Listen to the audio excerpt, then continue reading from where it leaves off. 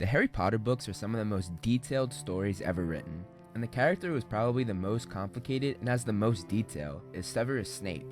He's one of my favorite characters in the series, and in this video I'm going to tell his entire life story, starting from when he was a little boy all the way to his death. Severus Snape was born to a witch mother named Eileen Snape Prince being her maiden name, and his muggle father Tobias Snape. He grew up down on Spinner's End by the river, which was not the nicest place to live. Snape's parents argued constantly, and he couldn't wait to turn 11 and leave for Hogwarts to get away from them. His father was extremely hard to please, and was described by Snape, who said he doesn't like anything much. Snape's mother was described as a thin, sallow-faced, sour-looking woman who greatly resembled him. When Snape was around the age of 9 or 10, he took to one red-headed girl who lived near him, named Lily Evans, and watched her from afar, looking longingly after her. He noticed traits of her being a witch, and one day he decided to reveal himself and tell her about what she was, something he had been planning for a very long time. Things didn't work out the way he'd hoped. When he told Lily that she was a witch, Lily, being muggle-born and not knowing anything about witches and wizards, took offense to being called that. Then he proceeded to call Lily's older sister, Petunia, a muggle, and although Petunia did not know what the word meant, she recognized the tone, and she told Lily that they were leaving. Lily obeyed immediately and gave Snape a glaring look as they left. Eventually, Lily started to trust Severus, and they actually became friends. While Snape and Lily were at the Evans house, Snape found a Hogwarts letter in Petunia's room, and couldn't believe that a muggle was able to send letters to Hogwarts, so he immediately opened it. It was a letter Petunia had written to Dumbledore, begging him to see if she could go to Hogwarts with her younger sister, and Dumbledore politely said he was sorry, but she couldn't. One day, Snape and Lily were sitting in the woods, and Snape tells her about Hogwarts, the Ministry of Magic, Azkaban, Dementors, and underage sorcery. Lily then asks if being a Muggle-born makes any difference, and Snape tells her no, it doesn't. Petunia was hiding behind a bush, listening to all of this, and she lost her balance to reveal herself. Petunia insulted Snape's ragged clothes and asked if he was wearing his mother's blouse. Then a branch above Petunia fell on her shoulder. Lily rounded on Snape. "Did you make that happen?" "No." "You did. You hurt her." She gave him one last burning look and ran after her sister. When it was finally time to go to Hogwarts, Snape watched Lily and her family at platform 9 3/4, and he heard Petunia say that she didn't want to go to Hogwarts, and she said that Lily and Snape were weirdos going to a school for freaks. This made Lily cry, and she brought up the letter that Petunia had written to Dumbledore. This led to Petunia pulling away and ignoring her sister as she boarded the train. This would be a huge crossroad in the sisters' relationship, and they would never be the same again. My perfect sister being who she was, I was the only one to see her for what she was. A freak. On the train, Snape saw Lily crying about her fight with her sister. She told him how Petunia hates her, and Snape responded saying, "So what?" Lily gave him a look of dislike, but Snape made Lily smile when he said, "This is it. We're going to Hogwarts. You better be in Slytherin." These last words drew the attention of a boy named James Potter. He said proudly that he wanted to be in Gryffindor. At this, Snape made a despairing noise. This made James and his new friend Sirius round on Snape, which made Lily angry, and she and Snape left the compartment. James tried to trip Snape on his way out. "See ya, Snivelus." When it was time to be sorted into their houses, Lily was sorted into Gryffindor, and at these words, Snape let out a tiny groan. As Lily went to the Gryffindor table, she glanced back at Snape with a sad little smile on her face. When it was time for Snape to be sorted, he was put in Slytherin and walked to the other side of the hall, being separated from Lily, the thing above all he did not want to happen. Lucius Malfoy, a prefect at the time, patted him on the back as he took his spot at the Slytherin table. Snape excelled at most subjects, but mainly defense against the dark arts and potions. He nicknamed himself the Half-Blood Prince. "I'm the Half-Blood Prince," which derived from him being half-blood, meaning being born from one wizard and one muggle, and he took Prince from his mother's maiden name. He wrote all sorts of notes in his potion book, including multiple spells that he created, including his famous spell, Sectum Sempra, that sliced open the victim based on the wand movements they did, much like a blade or a sword. He went through his potions textbook and made changes to the instructions, and actually made it better than the text, by adding or doing little things a bit differently than instructed. During his Hogwarts years, he and James, along with James's friends, were continually going at each other. It was described by Dumbledore that they detested each other. James and his friends called Snape Snivelus and bullied him on a regular basis. Who wants to see me take Take off Snively's trousers. One student and one of James's best friends, Remus Lupin, who was a werewolf, was brought out to the Shrieking Shack through the entrance of the Whomping Willow, where Lupin would go every month as he went through his transformation. Snape was very interested in where Lupin was going every month, and Sirius told Snape where the entrance to the shack was, and how to get past the tree. Snape followed Sirius's instructions, and when he was almost at the shack, James grabbed him at great personal risk of his own, and saved Snape from being killed by Lupin. Snape refused to admit that James did this for him, but rather to save his and his friend's own necks. Snape was extremely angry that he was in James's debt, but he would later make them even, which I'll talk about in a little bit. Snape and Lily continued to be friends while at Hogwarts, but many of Lily's friends would question her decision to hang out with Severus. She would continually make excuses for him to her friends, but she didn't like the people that he was hanging out with, and one day she confronted him about it. She started to tell him that she didn't like what some of his friends were doing, because they involved dark magic and cruel jokes on people. Snape got angry about this. What about the stuff Potter and his mates get up to? He was unable to hold in his resentment toward them. Lily asked what they have to do with anything, and he started to tell her about how they sneak out at night. And Lily asked him why he's so obsessed with them, and why he cares what they do at night. Snape says that he's trying to show her that they aren't as wonderful as everyone thinks. Lily replies saying, at least they don't use dark magic. Then she accuses him of being ungrateful after what happened a few nights before when James saved Snape. Saved? Saved? You think he was playing the hero? He was saving his neck and his friends too. You're not going to? I won't let you. Snape telling Lily what he will and won't let her do got her very angry, and Snape backtracked and said he just didn't want to see her be made a fool of, and that James likes her. She assures him that she doesn't like James, and she thinks he's an arrogant toe rag. These words made Snape relieved.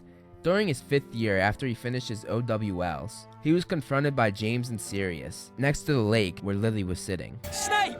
Snape tried to pull his wand out, but James disarmed him. Expelliarmus! Nice one, James. James and Sirius start to make fun of his big nose and greasy hair. Lily came over and told James and Sirius to leave him alone. James says to Lily that if she goes out with him, then he'll do what she says and leave Snape alone for good. She replies by saying she'd rather go out with the squid from the Great Lake. While James was distracted by Lily, Snape got up, got his wand, and shot a spell at James that made a gash appear on his face that spat out blood. James shot back and made Snape hang upside down, which showed off his graying underpants, and many people cheered as Sirius and James roared with laughter. Lily's face twitched for a slight second as though she was about to smile, before she told James to let him down. James obeyed and threw Snape higher in the air and allowed him to drop hard on the ground. Snape tried to get them back, but Sirius performed a spell on him that made him fall over and made him unable to move. Lily then took her own wand out and forced them to release the curse so that Snape could move again. You're lucky Evans was here, Snivelus. I don't need help from filthy mudbloods like her. These words deeply hurt Lily, who responded saying, fine, I won't bother in future. And I'd wash your pants if I were you, Snivelus. Later, Snape begged for Lily's forgiveness. Lily says it's too late, and that she's made excuses for him for years. She accuses Snape and his friends of aiming to be Death Eaters, and Snape doesn't deny it, confirming Lily's accusation. Lily says that he's chosen his way, and she's chosen her way, and turned and walked away from Snape. Snape didn't see much of Lily over the years. He moved on to his dreams of becoming a Death Eater and joining Voldemort, while Lily settled down with James, which I'm sure destroyed Snape, seeing the love of his life with his worst enemy. Snape served the Dark Lord as one of his loyal Death Eaters, and on Voldemort's orders, Snape went after a teaching job at Hogwarts so he could spy on Dumbledore for him. One day, Snape overheard a conversation between Sybil Trelawney and Dumbledore, where Trelawney foretold of a prophecy that would later be associated with Harry and Voldemort. He goes to Voldemort and tells him about the prophecy, and Voldemort realizes it could either be about Neville Longbottom or Harry Potter, and he decides to go after Harry Potter, the son of Lily Potter, the love of Snape's life. When Snape realizes he's going after the Potters, he begs to meet with Dumbledore. Dumbledore agrees, and Snape tells him that Voldemort thinks the prophecy is about Lily's son. He tells Dumbledore how he begged for the Dark Lord to spare Lily. Dumbledore says to Snape, "You disgust me. You do not care then about the deaths of her husband and child? They can die as long as you have what you want?" He then begs Dumbledore to hide them all, to keep them all safe. Dumbledore asks Snape what he will give him in return, and Snape replies saying, Anything. Dumbledore ensures a plan to keep the Potters safe, but Lily and James put their faith in Peter Pettigrew, who betrays them and gives up their location to Voldemort. Voldemort goes to their house and kills James and Lily, and tries to kill Harry, but is unable to due to the protection that Lily gave her son when she gave her life to save him. When Snape got the news that Lily died, he fell on the ground crying and was described as this. He looked like a man that had lived 100 years of misery. You said you would keep her safe. Lily and James put their faith in the wrong person, Severus. Rather like you. Dumbledore tells Snape that Lily's son has her beautiful green eyes and asks Snape if he remembers the shape and color of them. Don't! I wish I were dead. And what use would that be to anyone? If you loved Lily Evans, if you truly loved her, then your way forward is clear. You know how and why she died. Make sure it was not in vain. Help me protect Lily's son. No one can know. But I should never reveal the best of you, Severus. After Voldemort's demise, Snape continues to teach at Hogwarts as the Potions Master, and when the head of Slytherin House, Horace Slughorn, retires, Snape takes up the post as head of the house. When Harry first arrives at Hogwarts, Snape immediately treats him poorly, his way to spite his worst enemy, James, Harry's father. Dumbledore tells Snape to keep an eye on Quirrell, the Defense Against the Dark Arts teacher, and he does just that. You don't want me as your enemy, Quirrell. On Halloween, a troll is led into the school, and while everyone is taking care of that, Snape realizes that Quirrell was the one that let the troll in, and he was using it as a distraction to go get the Philosopher's Stone. Snape follows him to the entrance, where a three-headed dog is guarding it. He stops Quirrell, but he sustains an injury to his leg from the three-headed dog. Later that year, when Quirrell tries to jinx Harry's broomstick during a Quidditch match, Snape performs counter curses trying to save Harry. Snape protects Harry all year, and Dumbledore believes that this was his way of making him and James even, after James saved his life all those years ago. Then he could go back to hating your father's memory in peace. The next few years, Snape continues to mistreat Harry and his friends, and favor students from his own house, such as Draco Malfoy. During the events of Goblet of Fire, Snape's dark mark, the mark of the Death Eaters, begins to get darker, meaning Voldemort is gaining more life and getting more power. It's a sign, Severus. You know what it means as well as I. At the end of the term, Voldemort finally returns to a full and complete body, and he calls all of his Death Eaters back to him. Snape does not return. Later that night, Dumbledore sends Snape on a secret mission to spy on Voldemort, and tell Voldemort that Dumbledore sent him, making him a triple agent, still loyal to Dumbledore. He returned to Voldemort just as Dumbledore said, 2 hours after all the other Death Eaters. And he explained to Voldemort that the reason he stayed at Hogwarts after his demise was because he, like so many others, thought the Dark Lord was finished. And having Dumbledore as his alibi was a good protection while all the other Death Eaters were being questioned and locked up. Severus Snape was indeed a Death Eater, and prior to Lord Voldemort's downfall, turned spy for us at great personal risk. Today's no more a Death Eater than I am. Voldemort didn't complain to this because Snape had many years of information on Dumbledore. Snape continues to pretend to be on Voldemort's side, on Dumbledore's orders, and feeds him useful information, but doesn't give him the most crucial details. Snape's skill in occlumency, meaning mind reading and blocking others from reading your mind, was matched by no others but Voldemort himself. And Snape was able to block Voldemort from reading his mind, ensuring that his cover was not blown. Snape would continue to play as a triple agent, and would join the Order of the Phoenix, the allegiance Dumbledore formed to fight Voldemort and his Death Eaters, and would reveal information to Voldemort about the Order, just as Dumbledore had requested. Voldemort still having no idea that Snape was still loyal to Dumbledore, and not him, showing just how powerful Snape was at occlumency.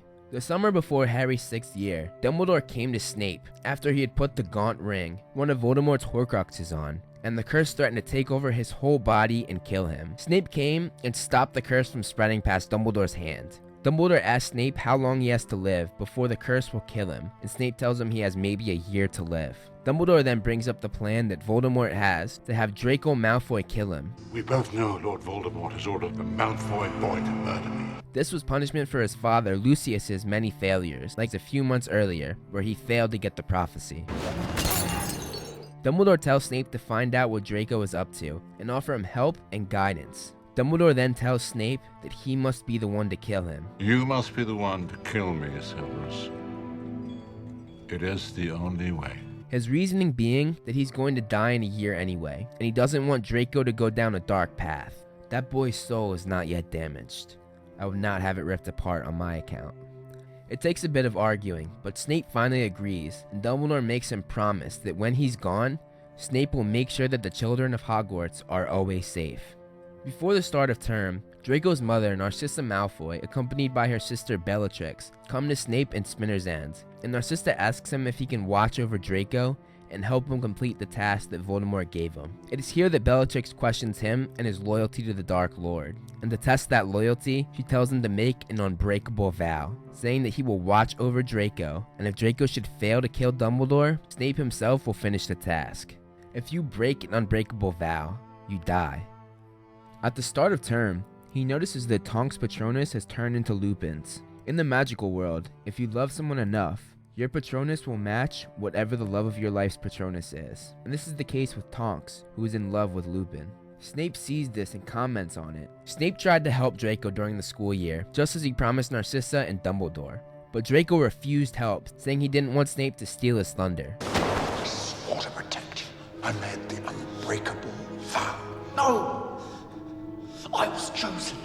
This is my moment. One day, Snape and Dumbledore get in an argument, Snape saying that Dumbledore doesn't trust him, and that Dumbledore took too much for granted. He said he didn't want to kill Dumbledore anymore, and that Dumbledore was asking too much of him. Has it ever crossed your brilliant mind that I don't want to do this anymore? Dumbledore replies saying that he gave him his word, and that Snape should meet him later that night. It is here that Dumbledore finally confides in Snape. He tells Snape that a time will come when Voldemort starts to fear the life of his snake Nagini, and when that time comes, he must tell Harry the truth. The truth that on the night when Voldemort tried to kill him, part of Voldemort's soul was ripped apart and it latched itself onto Harry. And if Voldemort is to be killed, Harry must first die, and Voldemort himself must be the one to kill him. Snape looks at Dumbledore questioning everything and gets angry. I thought all these years we were protecting him.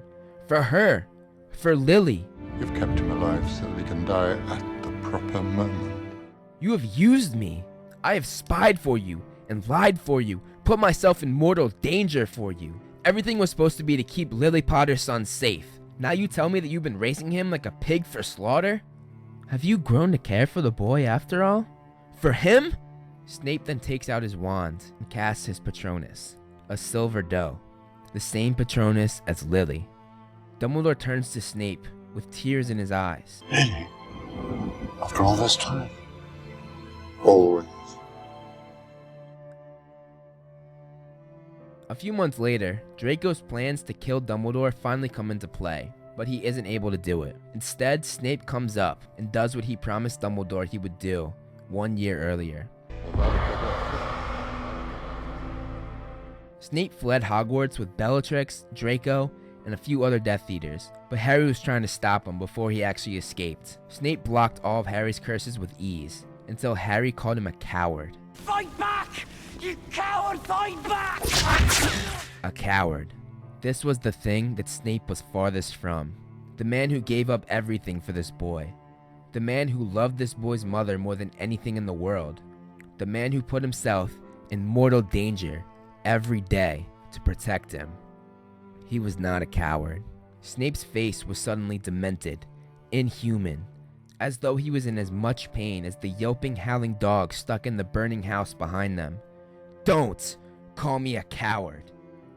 After the incidents that took place that night, after Dumbledore's death, Snape continued to speak to Dumbledore's portrait. The portrait tells him to tell Voldemort the correct night that Harry is leaving Privet Drive, so his loyalty to Voldemort is not questioned. But the portrait also suggests making the Order use decoys to ensure Harry's safety. Snape then meets with Mundungus Fletcher in a tavern and confunds him. He tells Mundungus to suggest to the Order to use decoys with Polyjuice Potion to make 7 identical Harrys. Snape tells Voldemort the correct night when Harry is leaving. Because of this, the Death Eaters are able to ambush the Order. During this chase, one Death Eater had their wand pointed right at Lupin's back. Snape saw this and cast a spell that he created, Sectum Sempra. He was aiming for the Death Eater's wand, but it instead hit George Weasley's ear, which badly injured him.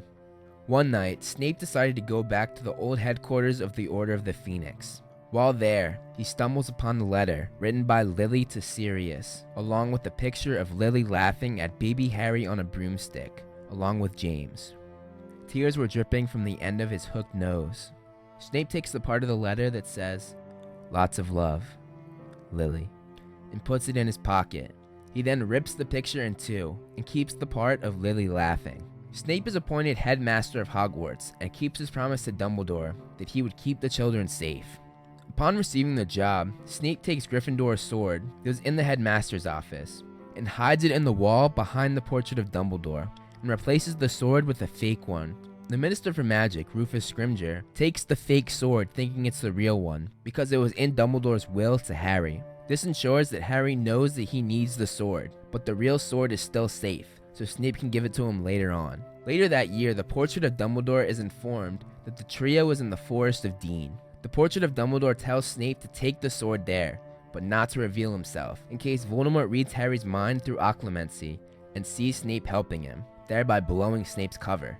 Snape goes to the Forest of Dean and produces his Patronus, a doe, and that doe leads Harry to the sword. Near the end of that term, Harry returned to Hogwarts, and Dumbledore's army, the Order of the Phoenix, and the heads of houses drove Snape out when he was outnumbered. A huge battle throughout the castle and the grounds takes place, and later that evening, Snape is summoned by Voldemort himself in the Shrieking Shack. Snape realizes how closely Voldemort is keeping his snake Nagini, just as Dumbledore said he would, and he knows it's time to tell Harry the truth. Unfortunately, the reason why Voldemort called him was so that he could kill Snape. Voldemort thinking that if he does this, he would be the true owner of the Elder Wands. Voldemort released the snake Nagini on Snape, who wrapped around him, making Snape lose color in his face, until Voldemort spoke the words, Nagini, kill.